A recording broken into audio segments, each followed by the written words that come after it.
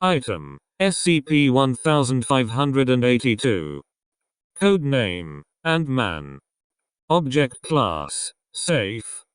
Special Containment Procedures: SCP-1582 is located in a 3x3x3 containment cell covering the Queen's Nest at an isolated location in southwest Western Australia.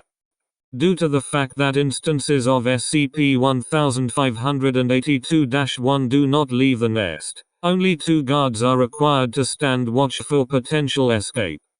Lethal force is acceptable for all instances save for the SCP-1582-1 brain, but due to its size and inability to leave the nest, this is highly unlikely. Description: SCP-1582 is an aboriginal man, composed of Mimesha regularis ants, estimated to be roughly 300 years old. This data was gathered from a nasal drone instance of SCP-1582-1 on 89. SCP-1582 is roughly 25-75 meters in area, due to wars with other colonies and flood migrations. Certain instances of SCP-1582-1 are still uncontained due to theft from rival colonies and difficulties locating them. At the time of this documentation, an estimated 5 pieces are missing, including the right forefinger, pinky toe, testicles, and the nasal cartilage. SCP-1582 is split into approximately 40,000 different ants, not including featureless soldier and worker SCP-1582. The unique parts carrying human biological matter are referred to as SCP-1582-1. Instances of SCP-1582-1 rarely venture to the surface, the mass of drones carrying the heart and lung biological parts never moving more than 1 meter from of the brain. Testing reveals that SCP-1582, the SCP-1582 colony, will not expire if a vital organ is destroyed, but instead a new drone will be dispatched to the location to salvage biological matter from the housing sac located on the abdomen. Upon arrival, the drone will absorb the matter into its abdomen, becoming pleurigate, until the retrieved liquid reforms in a sac located on its abdomen and in effect creates a new instance of SCP-1582-1. It is believed that because of this, the destruction of the Queen, which carries the brain, would most likely cause the destruction of SCP-1582. It appears that most of the body parts do not serve any real purpose or function, save for the eyes, ears, nose, and an assemblage of organs involved in speech production.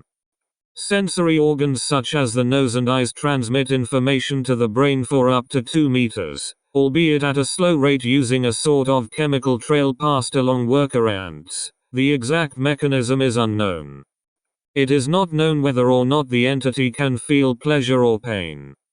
Certain instances of SCP-1582-1 can connect to one another to create working organic systems. Body parts and sacs of organic material connected to abdomens of SCP-1582-1 are detached, and afterwards mended together by worker drones. Afterwards the parts are retrieved and recycled using the previously mentioned process. Interview 1582-A. The following is an interview conducted with SCP-1582, translated from his native language. Dr.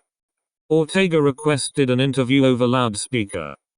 In 4 minutes, the SCP-1582 combines the appropriate parts to form an assembly capable of speech. SCP-1582-1 Tongue, SCP-1582-1I1, SCP-1582-1 I2, SCP-1582-1 Trachea, SCP-1582-1 Larynx, SCP-1582-1 Pharynx, and SCP-1582-1-1 arrive at the interview table. Dr. Ortega, where is the brain? SCP-1582, the brain? My brain you mean instead? It needs to be here. Dr. Ortega, well, number. Can you answer a few questions for us? SCP-1582, yes. Dr. Ortega, how did you end up like this? SCP-1582, Walong stole important part. Has me cornered. Infiltrating my ranks, and stealing important part so that even if I found the woman part I could not have it. I need important part. Dr. Ortega, pardon? SCP-1582, George. Dr. Ortega, no. How did you become split into a colony of ants? SCP-1582, George and Mert. Only thing important. Get it back. The SCP-1582-1 eye and ear parts begin moving erratically around the table, each of them converging on the speech assemblage. SCP-1582, Walong, you coward snake. This will not go unpunished. SCP-1582 begins ripping its tongue, larynx, and pharynx apart. The remainder of SCP-1582-1 begins traveling back toward its nest. Interview ended.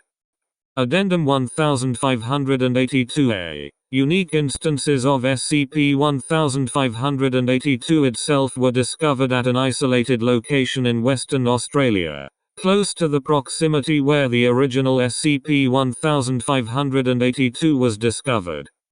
Results of DNA testing reveal that the colonies have been warring for body parts since roughly 1790 to 1800. Due to the original costs of securing the original SCP-1582, the duplicate colonies were simply exterminated, although certain instances of SCP-1582-1, including a tongue drone, were salvaged at the request of SCP-1582 and agreement among those presiding over SCP-1582's containment.